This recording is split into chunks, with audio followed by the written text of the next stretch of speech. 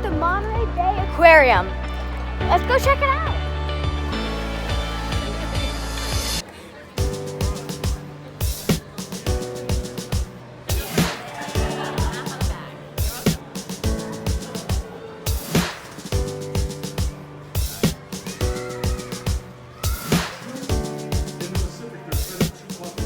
Hi, good afternoon. How you doing? Do you have any questions? Yeah, where should we go first? So you can see some of our auditorium programs over here, and then our feeding programs, and even some of our tours too. Oh, I do have some Four Ocean bracelets. I do, yeah, they're pretty cool. I love the Four Ocean. Talking about Four Ocean, we're going to be doing some Four Ocean bracelet giveaways soon, so watch out. This aquarium is massive. It's home to over 40,000 animals and plants. I'm very excited to be here and share this with you guys. Let's go! Look right here, bro. Look right there.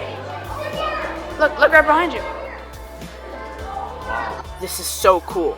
A circular aquarium above us with thousands of sardines just swimming around.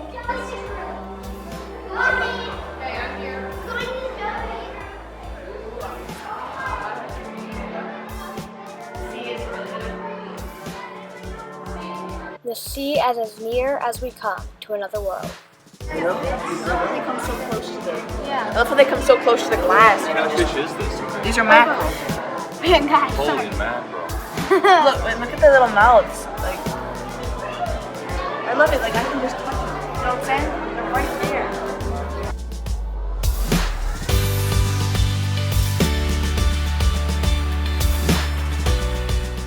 This giant Pacific octopus is stunning, so intelligent.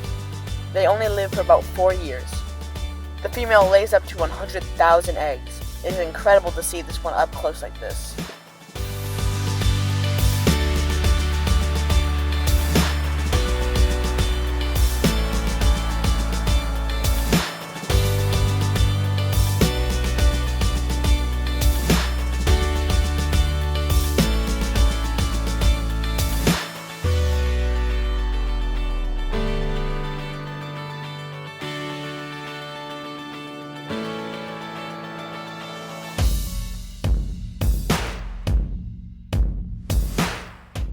I know some people like to eat octopi, but this octopus cookie is the only kind I'm gonna eat.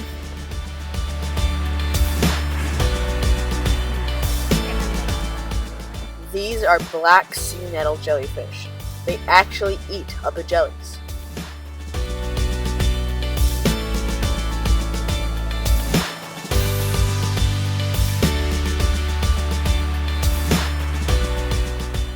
This 1 million gallon tank is the aquarium's largest exhibit. Where tuna speed past, sardines swarm in huge glittering bait balls, and sea turtles glide past the 90-foot window. Truly amazing.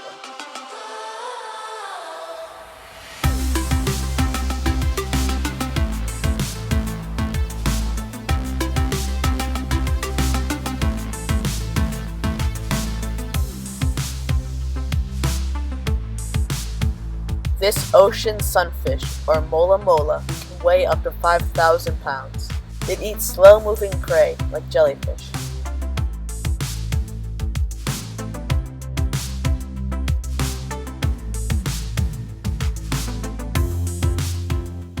This is a sturgeon. They are anadromous. That means they live in saltwater, but swim up freshwater streams to spawn.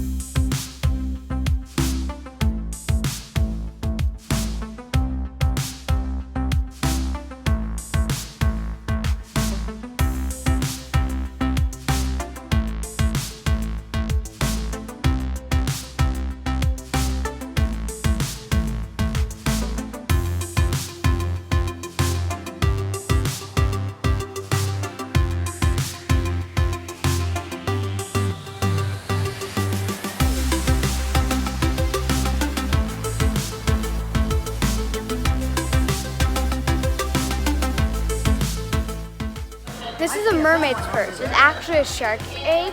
This was laid by a swell shark. The eggs lay and develop for a year and then hatch and they go off. This is the kelp forest tank. It's 3 stories high. The kelp grows 4 inches a day. It has rockfish, leopard sharks, and many others. Watch closely as this diver is swarmed by the fish at feeding time.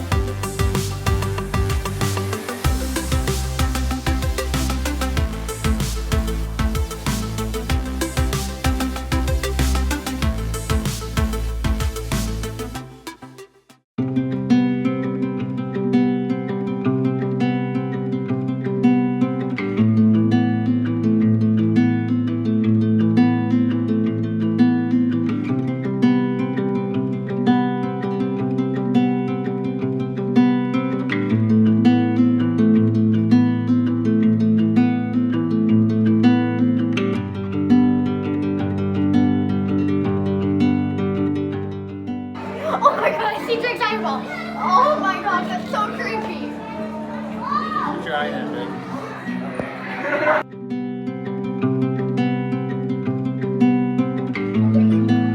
Okay, Dad, I know it's weird, but if you want to see this guy, you're gonna have to go in the kitty tunnel. So, yeah, just follow on. This is a peacock mantis shrimp. Its punch is so strong that it creates an underwater vortex for a split second.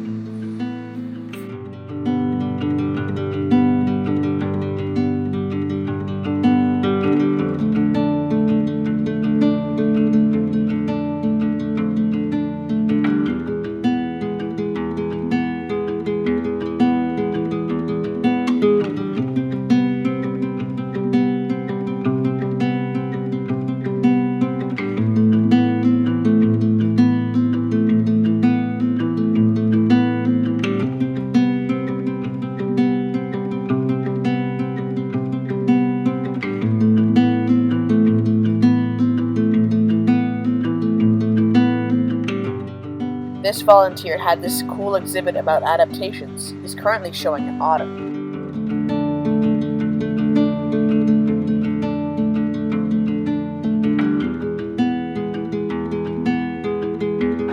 Ice could.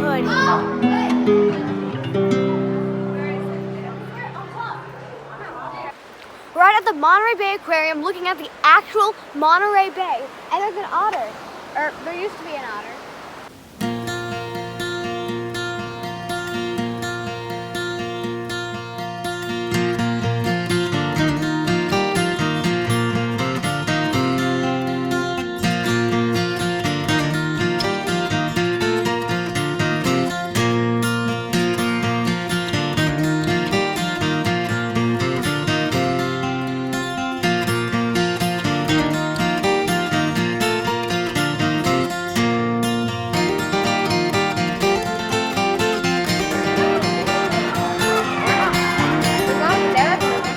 Whoa. That was cool.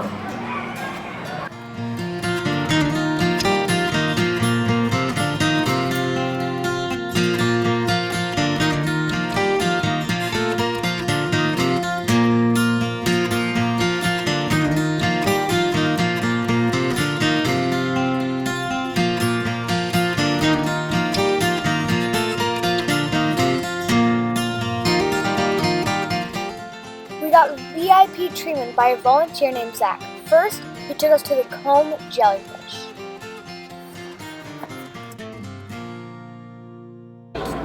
Yeah, they look a little bit like LED lights, right? So that is actually a whole bunch of little hairs in layers all the way down their body, and they can move those back and forth to create an artificial current that allows them to move. Not only that, it allows their food to move through them, So they have a body that essentially goes all the way down, and their gut is essentially right down the middle. So they're essentially creating their own current to bring their food into their mouth. Zach took us behind the scenes to see the jellyfish holding tanks. This is what we call our Jellies closet, and it's a very cool little space because it's a holding area for a number of our different jellyfish. So come check it out. The tanks are around for two reasons. Because the jellyfish are so fragile that if they hit a corner, they die. And it helps make an artificial current. Their stomachs look like. You can see that kind of four-leaf clover shape in the middle. That's what a jellyfish stomach looks like.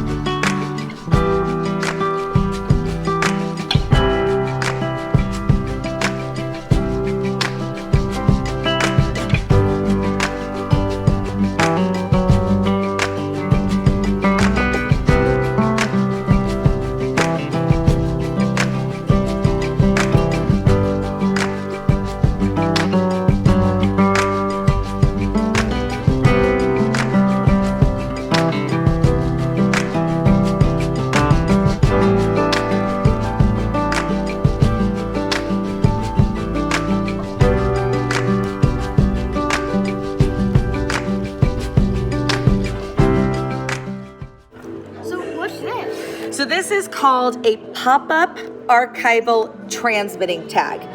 We just call it a satellite tag. So it's a tag that will go on the back of a shark and it will collect information like how deep the shark is diving, what temperature the water is and where it's diving, and then its general location. So basically kind of like the GPS that we would have on our phones, just on the back of a shark, which is pretty cool. And they'll last anywhere from a month to a year, and then they will pop off the shark, head up to the surface, and then start transmitting data up to a satellite, and then the satellite sends the information to us.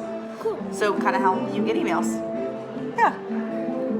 Has one ever failed, only worked for a week or? Definitely, yeah. So there's definitely been some that have failed. There was actually one that happened just a couple of years ago, and it popped off unexpectedly, washed up on a beach. A young couple found it, put it in their bottom of their stroller, and they forgot about it. So every time they would pop the trunk of their car, the tag would send us information of being at the grocery store or the post office, even Disneyland. So that was kind of an odd one. So yes, just like any technology can have its little quirks, so can this one. This exhibit shows how plastic bits are filling up the 5 gyres of the ocean. A gyre is a swirling vortex of water. We can help this by not using plastic. Actually, some restaurants use paper straws now. That's definitely a big help.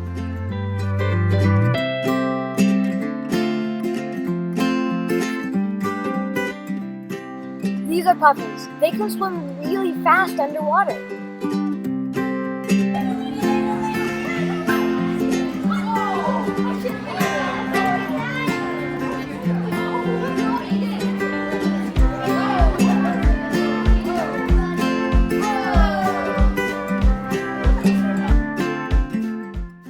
special thanks to David and Lucille Packard, who paid for the original aquarium here back in 1984. And remember, the Monterey Bay Aquarium is amazing, and so are you! And if you like mermaids, check out my mermaid show by clicking the picture on the corner of your screen. And please subscribe by clicking the picture on the corner of your screen. And like us by hitting the thumbs up button.